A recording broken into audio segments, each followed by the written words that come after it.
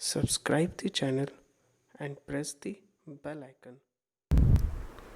हाय प्यारे बच्चों, तो कैसे हैं आप सभी। बेसिक सर्किट सॉल्विंग में हम लोग सब पार्ट बी पे आते हैं। पार्ट बी में मैंने रखा है सुपर मेश करंट एनालिसिस को।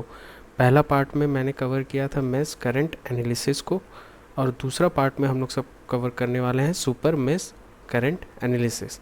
तो basically super mesh current analysis तब अप्लाई होता है जब हमारे सर्किट में दो लूप के बीच में एक करंट सोर्स आ जाए। तो सपोज़ कीजिए इस सर्किट को अगर हम लोग सब गौर से देखते हैं तो ये लूप, ये वाला लूप और ये वाला लूप के बीच में ये एक हमारे पास करंट सोर्स आ गया। तो हम लोग सब इस सर्किट में क्या लगाने वाले हैं, सुपर मेश एनालिसिस। तो इस एनालिसिस को जानने के लिए बने रहिए इस वीडियो के अंत तक। तो इसी के साथ शुरू करते हैं।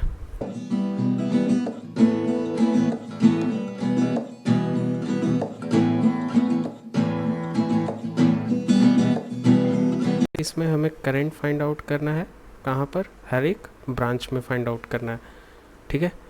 तो जब इस सर्किट को हम लोग सब गौर से देखते हैं तो ये वाला जो लूप है, ठीक है, और ये वाला जो लूप है, इसके बीच में एक करंट सोर्स है।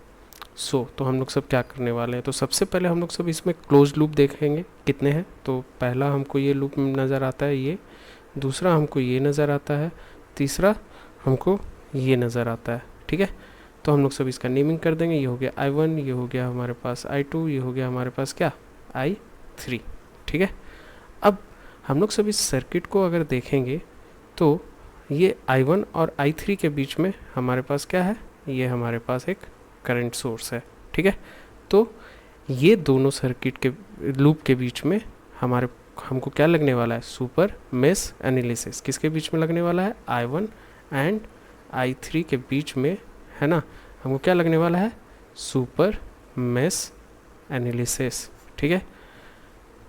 अब इस सर्किट को हम लोग सब जब लिखना शुरू करेंगे, इसका इक्वेशन को लिखना शुरू करेंगे, तो हम लोग सब क्या करेंगे, I1 का इक्वेशन को लिखेंगे और फिर I3 का इक्वेशन को लिखेंगे और दोनों को क्या करेंगे, हम लोग सब जोड़ देंगे। So for super mesh loop I1 and I3, ठीक है, हम लोग सब क्या करेंगे, लिखना शुरू करेंगे। तो सबसे पहला क्या, ये निगेटिव से पॉजिटिव की ओर जा रहा है, तो ये हो गया +10, ठीक है। अब यहाँ पे हम लोग सब देखेंगे तो ये क्या है, ये -5, क्या, ये हो जाएगा I1, ठीक है। अब क्या देखेंगे कि यहाँ पे भी -2 I1 -I2 होगा। क्यों होगा, क्योंकि ये हमारा रेफरेंस लूप कौन सा है, I1, और उसका करंट क्या है, नीचे की ओर। तो ये हमारा हो गया I1 -I2, ठीक है। उसके बाद फिर हम लोग सब क्या करेंगे, ये वाला जो पार्ट है, अंदर वाला पार्ट, इसको हम लोग सब फिर से लिखेंगे। किस कंडीशन में वो आएगा हमारा I3 के लूप में, ठीक है। तो हम लोग सब क्या करेंगे, इसको लिखेंगे -4, क्या, ये हो जाएगा I3 -I2। क्यों I3 -I2 होगा, क्योंकि रेफरेंस लूप हमारा ऐसा कौन सा है, लूप 3, ठीक है। और फिर ये -8 I3 = 0, ठीक है, समझ गए। ये हो गया for super mesh loop I1 and I3 के लिए हम लोग सब क्या किए, दोनों इक्वेशन को एक साथ लिख लिए। समझ में आया। तो अगर हम लोग सब इस इक्वेशन को पूरी तरह से तोड़ेंगे तो हमारे पास वैल्यू आएगा क्या, हमारे पास वैल्यू आने वाला है 7 I1 -6 I2 +12 I3 = 10। ये हमारा हो गया पहला इक्वेशन। समझ में आया, ठीक है। अब हम लोग सब चूँकि ये I1 और I3 के बीच में हम लोग सब क्या लगाए हैं, सुपर मेश लगाए, ठीक है। तो हमारा ये I1 का डायरेक्शन किस तरफ है, नीचे की ओर है कि नहीं, नीचे की ओर है। ये क्या है, I1, और I3 का डायरेक्शन क्या है, ऊपर की ओर है। तो ऑब्वियसली हमारे पास क्या हो जाएगा, हमारे पास हो जाएगा I1 माइनस I3,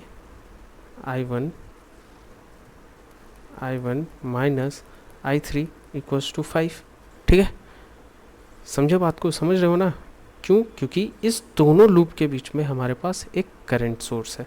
अब इस वाले कंडीशन में हम लोग सब यहाँ पे जो 3 ओम जो रेसिस्टर लगा हुआ है, ये जो 3 ओम रेसिस्टर लगा हुआ है, ये जो 3 ओम रेसिस्टर लगा हुआ है, इसको हम लोग सब क्या कर रहे हैं, नेगलेक्ट कर रहे हैं। नेगलेक्ट क्यों कर रहे हैं? क्योंकि एक करंट सोर्स के साथ हमारे को क्या 3 ओम का रेसिस्टर कैसे लगा हुआ है, सीरीज़ में लगा हुआ है, इसलिए हम लोग सब इसको नेगलेक्ट कर रहे हैं। जब कभी भी अगर हमको करंट का वैल्यू फाइंड आउट करना है और एक रेसिस्टर सीरीज़ में लगा हुआ है, तो वो कोई इफेक्ट नहीं डालेगा, वो सेम करंट उसमें फ्लो करेगा।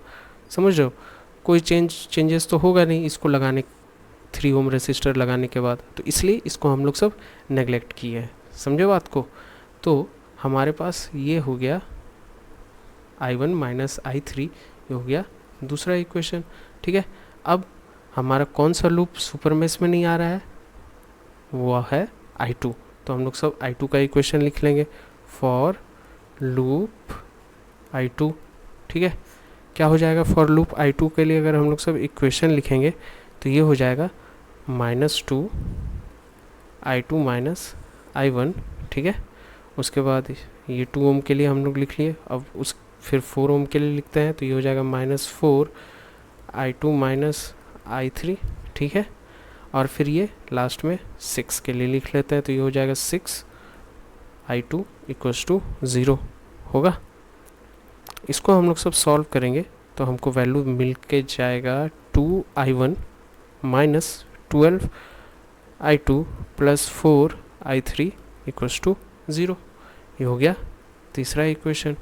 अब हमारे पास 3 अननोन वैल्यू है और हमारे पास 3 इक्वेशन है, तीनों को हम लोग सब सॉल्व करेंगे तो हमको I1 इक्वल्स टू क्या आएगा, 3.75 एम्पेयर। उसी तरह से I2 का वैल्यू आ जाएगा -1.25 एम्पेयर, और I3 का वैल्यू आ जाएगा, सॉरी ये I3 का वैल्यू है, I2 का वैल्यू आ जाएगा हमको 0.208 एम्पेयर। समझे? आप सोच रहे हो किस तरह से ये इतना फास्ट कैलकुलेशन हो रहा है। फास्ट कैलकुलेशन के लिए आई बटन पे जाइए, आई बटन पे मैंने एक कैलकुलेशन ट्रिक्स पे एक वीडियो बनाया है, उसको देखिए, आपको कैलकुलेशन करने में फिर बहुत ही आसानी होगा। ठीक है, तो बढ़ते हैं दूसरे क्वेश्चन को सॉल्व करते हैं। ठीक है, चलिए तो हम लोग सब दूसरा क्वेश्चन स्टार्ट करते हैं सॉल्व करना। दूसरा क्वेश्चन में हमको क्या करना है, मैश एनालिसिस के थ्रू हमको करंट हर एक ब्रांच में कैलकुलेट करना है। हर एक ब्रांच में कैलकुलेट करने के लिए हमको देखना होगा सर्किट में कितना लूप है, तो हमको पता चलेगा ये पहला लूप है।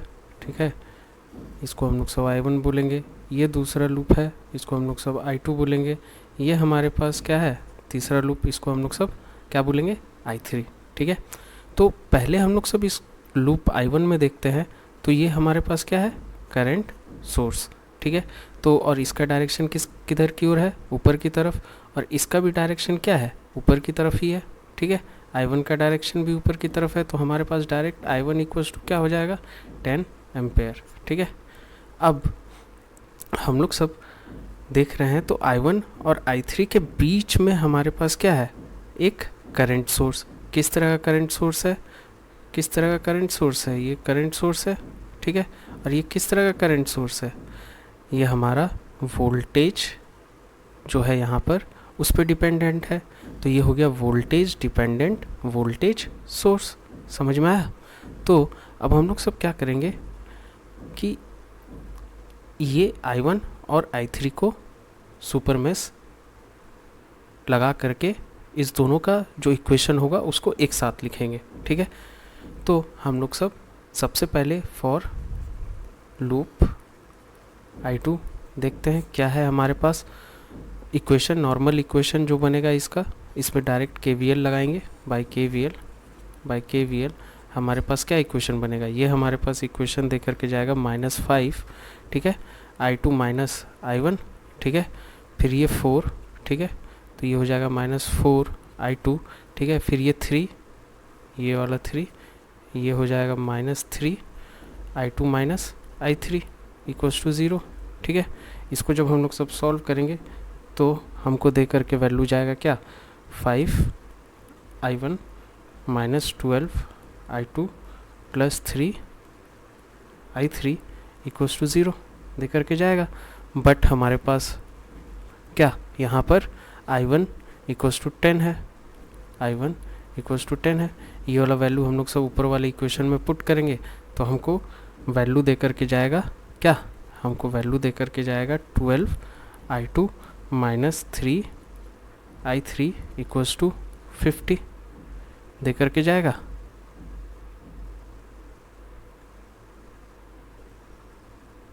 ठीक है, अब हम लोग सब क्या करेंगे, हम लोग सब ये दोनों इक्वेशन को, ये जो I1 है और I3 है, इसको चेक करेंगे। अब I1 के अक्रॉस हम लोग चेक कर रहे हैं तो हमारे को कोई सिर्फ ये जो करंट I1 इक्वल्स टू 10 था उससे हमको फाइंड आउट हो गया। ठीक है, तो हम लोग सबके पास बच रहा है क्या, I3 को सिर्फ कैलकुलेट करना।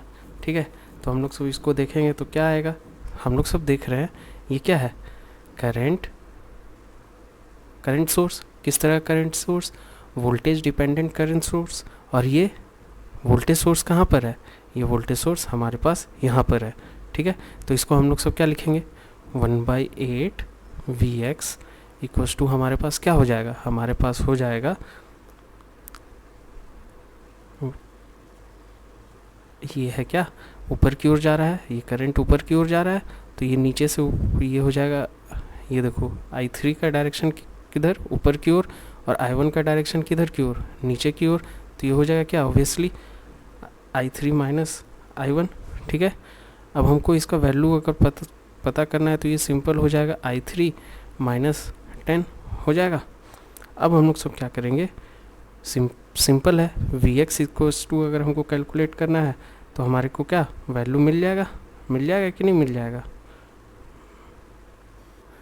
मिलेगा ना, कैसे मिलेगा। अब देखिए 1/8 रहने दिए। ठीक है, अब Vx को हम लोग सब क्या लिख सकते हैं, Vx को हम लोग सब लिख सकते हैं 3, और जो यहाँ पे करंट जा रहा है, करंट कैसा जा रहा है, इस डायरेक्शन की ओर। ठीक है, दैट मीन्स I3 क्या होगा हमारे पास पॉजिटिव, तो ये हो जाएगा मल्टीप्लाइड बाय 3, और ये फिर I3 माइनस I2। ठीक है, ये होगा। अब इसको हम लोग सब सॉल्व कर देंगे तो हमारे को क्या वैल्यू आ जाएगा, हमारे को वैल्यू आ जाएगा 3I2 plus 5I3 equals to 80 आ जाएगा। ठीक है, अब ये हमारे पास क्या है, पहला इक्वेशन, ये हमारे पास क्या है, दूसरा इक्वेशन। तो हम लोग सब दोनों को सॉल्व करेंगे तो हमको I2 और I3 का वैल्यू आ जाएगा। I2 का वैल्यू हमारे पास 7.1 एम्पेयर आएगा और I3 का वैल्यू हमारे को कितना आएगा, 11.73 एम्पेयर। और I1 का वैल्यू हम लोग सब पहले ही कैलकुलेट कर चुके हैं, कितना, 10 एम्पेयर। तो हमको तीनों वैल्यू मिल गया। तो बहुत ही सिंपल होता है कैलकुलेशन करना। ठीक है, कैलकुलेशन पे एक मैंने वीडियो बनाया, उसको देख लीजिएगा तो कैलकुलेशन आपको अच्छे से समझ में आ जाएगा। अब ये याद रखने का चीज़ है कि सुपर मेश एनालिसिस कब लगता है, हमेशा सुपर मेश एनालिसिस तभी लगेगा जब दो लूप के बीच में, कब, जब दो लूप के बीच में हमको क्या, एक करंट सोर्स मिल जाएगा। समझे, जैसे इस केस में हमारे पास क्या है, बीच में ये देखिए, ये हमारे को जो है, ये जो पार्ट है ये इस लूप के बीच में और इस लूप के बीच में हमारे पास एक करंट सोर्स है। इससे पहले वाले भी क्वेश्चन में हमारे को क्या था, ये वाला लूप में और ये वाला लूप के बीच में हमको एक करंट सोर्स था, चाहे नॉर्मल करंट सोर्स हो या डिपेंडेंट करंट सोर्स हो। जब कभी भी दो लूप के बीच में हमारे को करंट सोर्स आ जाएगा तो हम लोग सब क्या, सुपर मेश एनालिसिस का यूज़ करेंगे। समझ में आया, तो यही है हमारा सुपर मेश एनालिसिस। होप आप सभी को समझ में आया होगा। समझ में आने पे प्लीज़ लाइक एंड सब्सक्राइब करें। Thank you for watching.